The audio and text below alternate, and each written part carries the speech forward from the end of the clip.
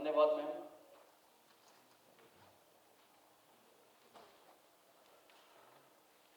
मंचासीन प्रधान सचिव जल संसाधन विभाग, प्रधान सचिव पर्यावरण वन एवं जलवायु परिवर्तन विभाग, प्रधान सचिव ग्रामीण विकास विभाग, सचिव लघु जल संसाधन विभाग, प्रधान मुख्य वन संरक्षक बिहार, अन्य यहाँ उपस्थित सभी गणमान्य अतिथि और वीडियो कॉन्फ्रेंसिंग के माध्यम से जुड़े हुए सभी अतिथिगण, जैसा कि हम सभी जानते हैं कि राष्ट्रीय वन नीति के अनुसार देश के कुल भौगोलिक क्षेत्रफल का 1/3 हिस्सा अर्थात 33% भूभाग वनाच्छादित होना चाहिए।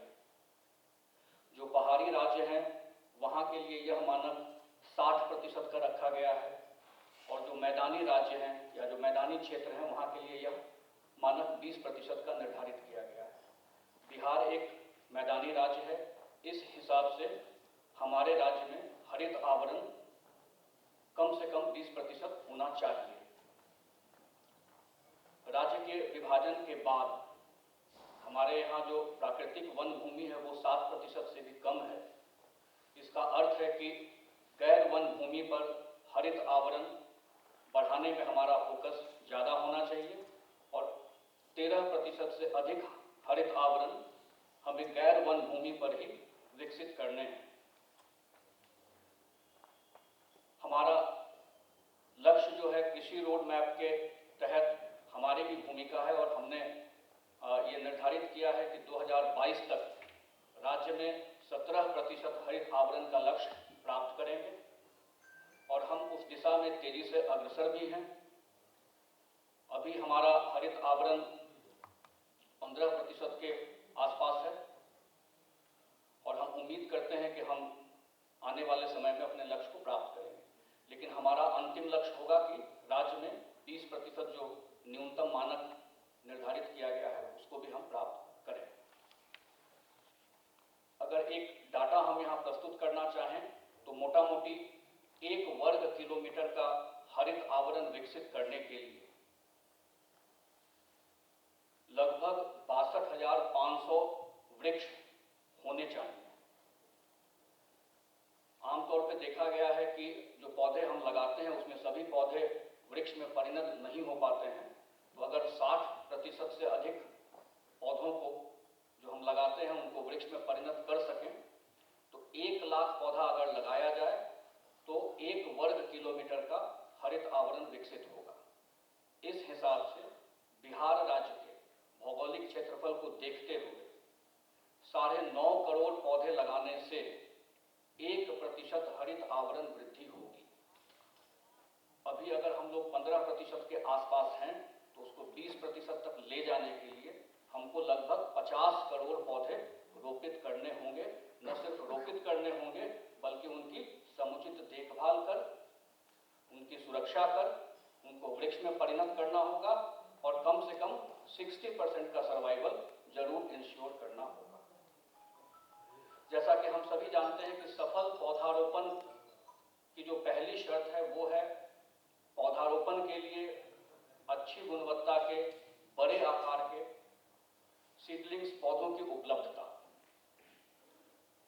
2019-20 तक हमारे यहाँ राज्य में 154 हेक्टेयर में 161 परमानेंट नर्सरीज अस्थायी पौधशालाएं स्थापित थी, जिनकी उत्पादन क्षमता थी लगभग 1.5 करोड़ पौधे प्रति वर्ष। इसके अलावा जब भी हमें अतिरिक्त पौधों की आवश्यकता होती थी हम लोग अस्थायी पौधशालाएं निर्मित करते थे और वहां पौधों का उत्पादन करते थे और उसका उपयोग पौधारोपण में किया जाता था। अस्थायी पौधशालाओं में उत्पादित पौधों में जो अपेक्षाकृत अगर गुणवत्ता और हाइट की बात करें तो परमानेंट नर्सरीज में उगाए गए पौधों की तुलना में कमजोर होते थे और छोटे आकार के होते थे। इस समस्या को मानते हुए इसके निराकरण के लिए 2019-20 में हमने अपनी पौधशालाओं की जो क्षमता है उसको बढ़ाई है। जो भी एग्जिस्टिंग हमारी 161 नर्सरीज थी उनकी कैपेसिटी बढ़ाई गई, उनको और विस्तारित किया गया।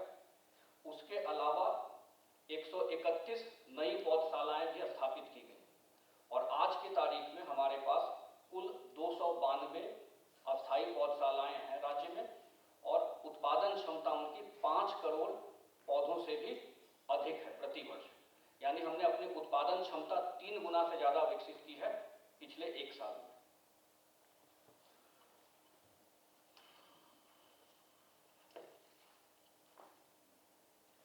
एक और इशू था कि लोगों को पौधा जो है नजदीक में उपलब्ध हो सके, खासतौर से किसानों को और जो आमजन है ग्रामीण क्षेत्रों में, जबकि हमारी जो पौधशालाएं थी वो कुछ स्थानों पर केंद्रित थी। इस समस्या के निराकरण के लिए किसान पौधशाला योजना आरंभ किया गया और इसके तहत जो इच्छुक किसान थे वे अपनी भूमि पर पौधशाला स्थापित करते हैं और प्रत्येक किसान 1 यूनिट लेकर 20,000 पौधों का उत्पादन करता है। उन पौधों को हमारा विभाग उनसे वापस लेकर और जो भी कृषि वानिकी में पौधा लगाने के लिए इच्छुक किसान हैं उनके बीच में वितरित करता है और अगर पौधे बचते हैं तो उसको अन्य योजनाओं में भी उपयोग किया जाता है। 2020-21 यानी इस वर्ष में इसमें एक और चीज का एडिशन हुआ कि किसानों के अलावा जीविका दीदियों को भी पौधशाला उगाने के काम में लगाया गया और उन लोगों ने काफी उत्साह से पौधशाला स्थापित की। इसका परिणाम भी काफी सुखद रहा है और उन्होंने बेहतरीन पौधे उत्पादित करके दिए हैं। अभी आज की तारीख में हमारे यहाँ 365 किसान और जीविका पौधशालाएं लगाई जा रही हैं। उनसे भी हमें लगभग 50 लाख पौधे मिलेंगे। हमारे यहाँ जो पौधशालाएं हैं उनमें प्रजातियों की भी अच्छी संख्या होती है। लगभग 100 से अधिक प्रजातियां हम लोग अपने पौधशाला में उगाते हैं। बात यहीं खत्म नहीं होती। टिश्यू कल्चर तकनीक जो है जिसका उपयोग कृषि क्षेत्र में जो फलदार पौधे उगाए जाते हैं उसमें उसका उपयोग तो काफी किया जाता है, लेकिन वानिकी प्रजातियों के लिए इसका उपयोग अभी नहीं हो रहा है। इसमें भी हम लोगों ने अच्छा कार्य किया है। भागलपुर और सुपौल इन 2 जगह पे टिश्यू कल्चर लैब और उत्पादन केंद्र की स्थापना हुई है जिसका संचालन भी पिछले 3 वर्षों से हो रहा है और यहाँ पे बांस के पौधे उगाए जा रहे हैं। उसके अलावा हमारा तीसरा जो टिश्यू कल्चर तकनीक से प्रयोगशाला सह उत्पादन केंद्र है वो अररिया में निर्माणाधीन है और आने वाले 3 से 4 महीने में उसका भी संचालन शुरू हो जाएगा। 2020-21 जो अभी चल ही रहा है, इस वित्तीय वर्ष में मिशन 2.51 जल जीवन हरियाली के एक अभिन्न अंग के रूप में शुरू किया गया था, जिसके तहत 2 करोड़ 51 लाख पौधे रोपित किए जाने का लक्ष्य निर्धारित किया गया था। संख्या का उतना महत्व नहीं था जितना कि जन सहभागिता का था। इस बार यह निश्चय किया गया था कि लोगों के सहयोग से, आमजन के सहयोग से पौधारोपण का कार्य किया जाएगा और जितने अधिक लोगों को इसमें हम लोग जोड़ सकेंगे उतना ही हम लोगों का कामयाबी माना जाएगा। 5 जून 2020 से पौधारोपण का अभियान शुरू हुआ और 9 अगस्त 2020 को इसका समापन किया गया। इस अभियान में हमारे साथ लाखों लोग जुड़े। जितनी भी केंद्रीय संस्थाएं हैं, मिलिट्री और पारामिलिट्री फोर्सेस के लोग हैं, स्टेट गवर्नमेंट की जितने भी डिपार्टमेंट्स हैं, हमारे जो रिलीजियस इंस्टीट्यूशंस हैं, बड़े एनजीओज हैं, हमारे जो स्थानीय एनजीओज हैं, सभी लोगों की भूमिका रही है और सबसे अधिक अग्रणी भूमिका निभाई गई है जीविका दीदियों के द्वारा। इन सभी के सहयोग से इस बार हम लोगों ने 2,51,00,000 के लक्ष्य के विरुद्ध अभी तक 3,91,00,000 पौधों का रोपण कर दिया है, जो लक्ष्य से कहीं आगे है। और यह भी तब हुआ जब 2020-21 हमारा कोरोना महामारी की वजह से बहुत सारे काम ठीक से नहीं हो पा रहे थे। यह भी इसमें गौर करने वाली बात है कि 3,91,00,000 में मात्र 1,40,00,000 पौधे वन विभाग के द्वारा लगाए गए, बाकी और पौधे अन्य विभाग अथवा आमजन के द्वारा ही लगाए गए।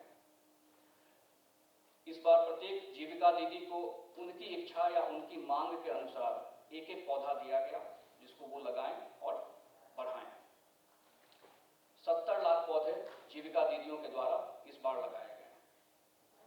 कृषि वानिकी हमारी जो योजना है, उसके तहत हम लोग किसानों को 10 रुपया प्रति पौधा की दर से सुरक्षित राशि लेकर, ये उसका कोई मूल्य नहीं है, सुरक्षित राशि लेकर पौधा उपलब्ध कराते हैं।